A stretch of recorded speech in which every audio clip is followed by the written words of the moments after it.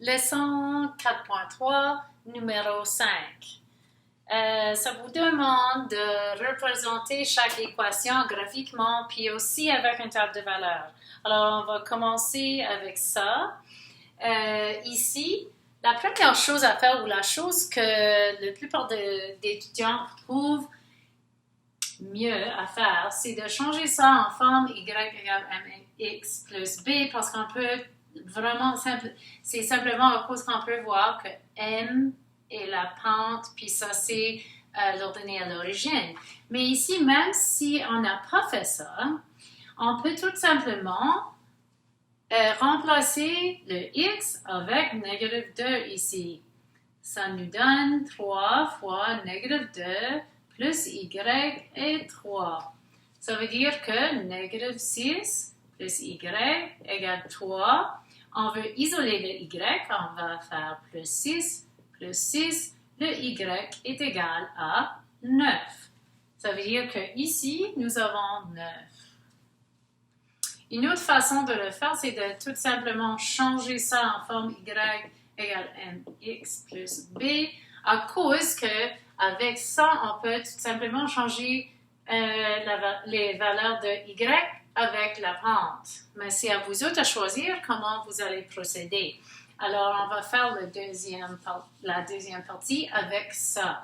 Alors, si je change ça, ça veut dire que j'ai négative 3x plus 3, parce que j'ai fait négative 3x moins 3x, et j'ai tout simplement mis ça ici, à cause que je veux la pente ici, puis j'ai changé la place de notre ordonnée à l'origine un petit peu à droite.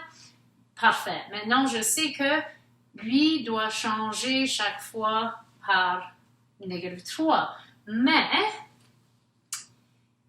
j'ai pas fait par 1. J'ai pas additionné 1 chaque fois ici avec x. Alors, si j'additionne 1 à x, comme c'est ici, maintenant, ça veut dire que notre valeur ici va être moins 3 de lui qui est 6. Prochainement, vous allez avoir pour 0, moins 3.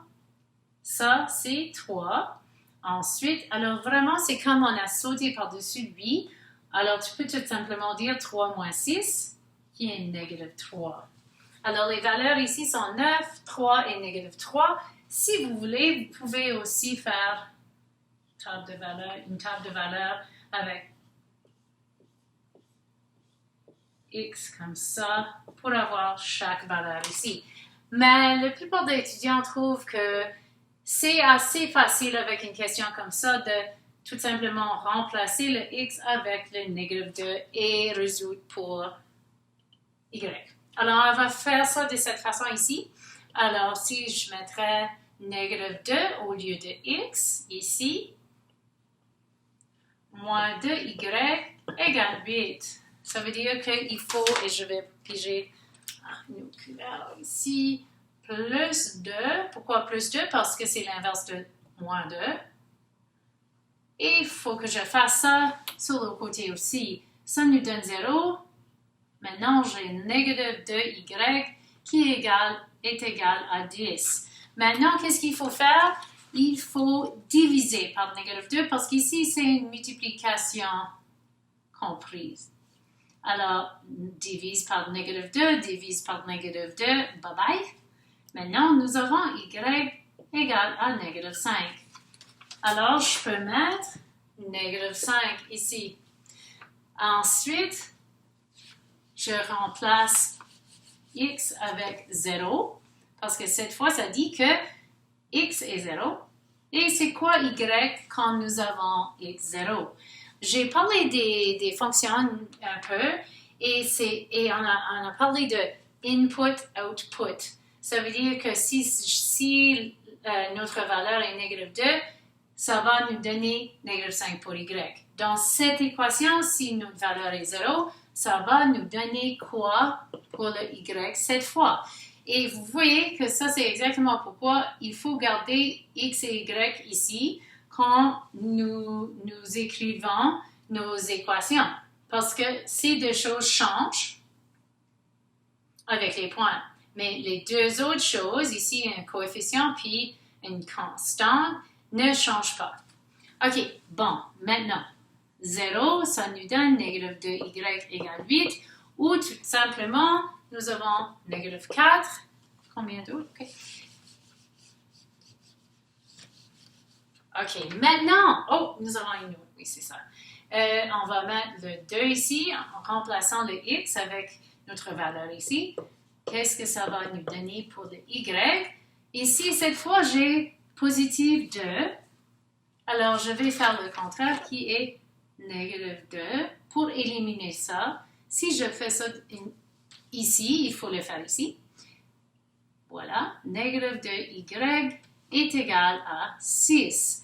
Maintenant, il faut diviser, parce que ça c'est une multiplication, il faut diviser, Maintenant, nous avons y qui est égal à négatif 3. Est-ce que ça fait de sens? Mais on n'a pas la prendre, alors on ne peut pas vérifier exactement si c'est bien sans avoir ça, si on trouve un patron. Mais, je vous jure que ça c'est la bonne réponse. OK, bon. Maintenant, avec notre graphique, comment est-ce qu'on va faire ça? Tout simplement, négatif 2, ici, x, négatif 2, et y est 9. Prochainement, 0 et 3. Voilà, ça c'est le B. Parce que c'est l'ordonnée à l'origine. Ici, nous avons 2, et quand x est 2, y est 3. Négatif 3. Alors, nous avons notre ligne. OK? Puis, on peut continuer parce qu'on peut avoir les autres valeurs. Ensuite, pour le graphique ici, nous avons négatif 2 et négatif 5. Prochain point, 0 et négatif 4. Ça, c'est le B. Négatif 4. Et ensuite, 2 et négatif 3. Alors, notre ligne va comme ça. OK. Et c'est ça pour la question 5.